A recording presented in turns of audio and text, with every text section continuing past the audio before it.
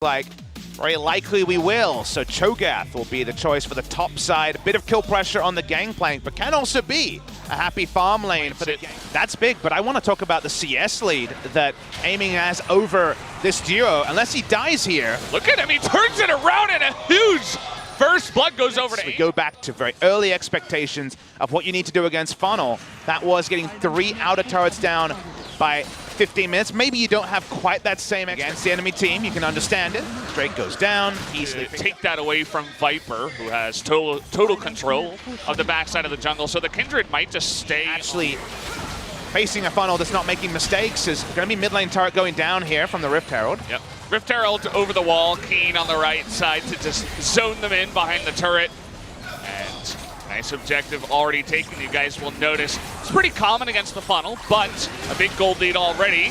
Change of Corruption's coming in onto Tarzan with the Black Shield, and the Morgana just too weak on top of that Cannon Barrage. Is this going to disappear? Now they're trying to take down this turret, at least get a nice follow-up on the damage, looking for the pop forward their lane and continuously push. We usually make fun of teams for A-ramming. This might be the good time as Cho'Gath. Oh boy, they don't have a Tom Kent on their team. He's sticking down, even Wolf getting a couple of nibbles there on the backside. Sword is going to live in the end, just barely. I know I'd be a bigger fan just because the laning phase, you'd have less kill pressure, but you don't have a jungle. You can use both.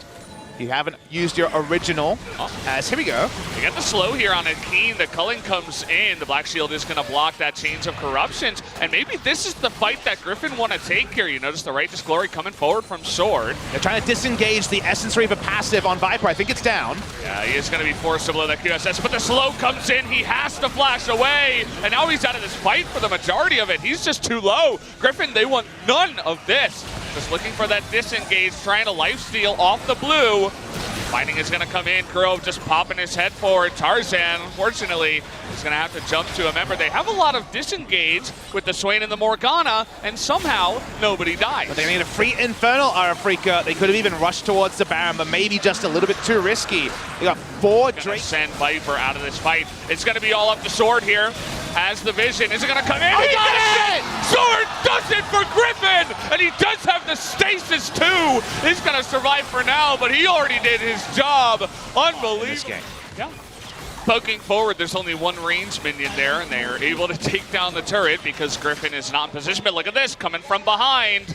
Trying to get on top of Afrika here. The trouble bubble is going to come down, but the slowed up Zoe, they get the knock up too. Can they get Kuro out of the fight? No, they cannot. The Lambster Spike comes in early, and the rest of Afrika looking to disstart. Seeing Afrika continue to push up, even against Baron. They have strong siege.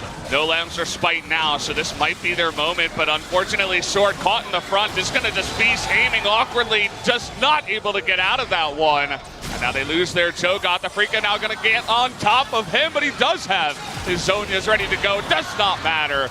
Kindred is going to pick up that kill, so now 2 kills more. Griffin walk up, but this should be the first inhibitor to the side of Afrika. Notice that Griffin's still standing here 3v5, but as the turret does go down, only the poke of Viper is going to try to 1v1 Keen up there on the top side. It's not going to be able to get him low enough.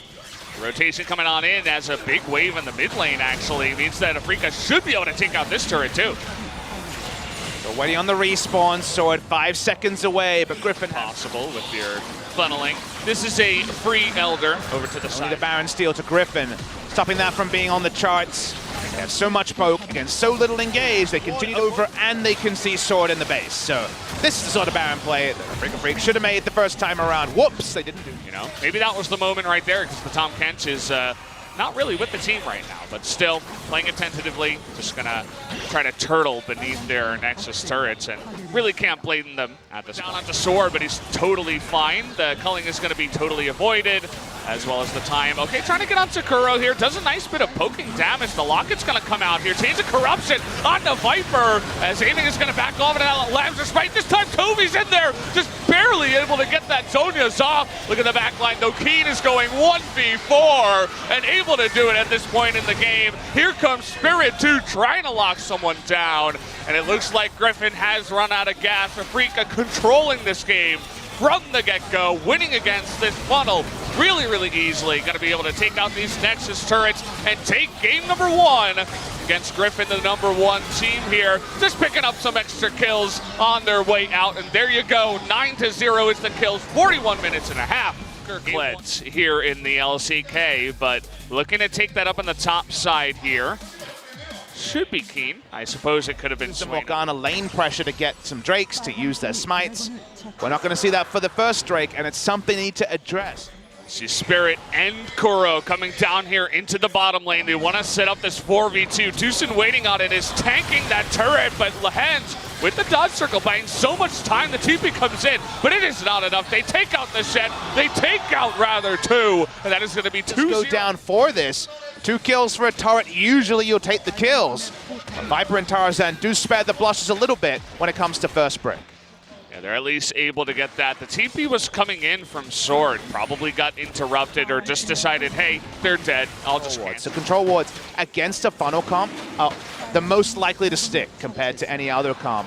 So it's not the way the early game winning game #1. Speaking of which, Sword might be feeling it here. 3-on-1. He is the Cho'Gath and he is super tanky. But here's Shen, who may have just stood united into his death. They're thinking about a turret dive here, but the rest of Griffin is rolling in. Keen going way too deep in here. The taunt is going to land.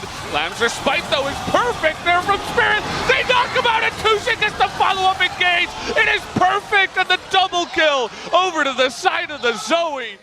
Speaking of Spirit, running forward, looking for Viper here. We're rolling. Led charge coming into the back line. There's the engage from Tucson. He's going to knock 2 of them up, and they get the Lucian. And that means the Braum will go down 2. And Sword with nowhere to go is just going to awkwardly feast Kuro. And that's 3 more kills to Afrika. And that's what the charge can do. There's no way to get the Lucian. And fantastic plays out of Afrika to pull it back here means that still no kills for Griffin. And they might be looking down the barrel of another 0-2 against a strong team. I don't know if I can ever remember. The hot takes will be abound, right? Everyone has a hot take like, lol, Griffin overrated one once, and now they're losing to a repeat opponent. The only thing I think you should take away is a more general point. Strategy, sure, but we're in the middle of the season. They still have so much to play. The timing is what's so interesting. We shouldn't call stuff too early, but it's definitely not the way you want to start this round. But speaking of which, trying to charge on the backline, he lands straight onto Viper, says, hello,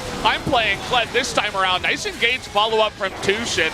Not able to get any kills just yet. The Sword is going to get low before he can even get it in there. The tethers here from Rather are going to stun 3 people, and they do get the Alistair down here. Tarzan still alive, as is Viper, and Afrika just going to back off and take the inhibitor. First kill of the series comes 24 minutes into that they received the extra bonuses. Very well deserved. You know, it's really hard to come into LCK. I think that was the poor decision.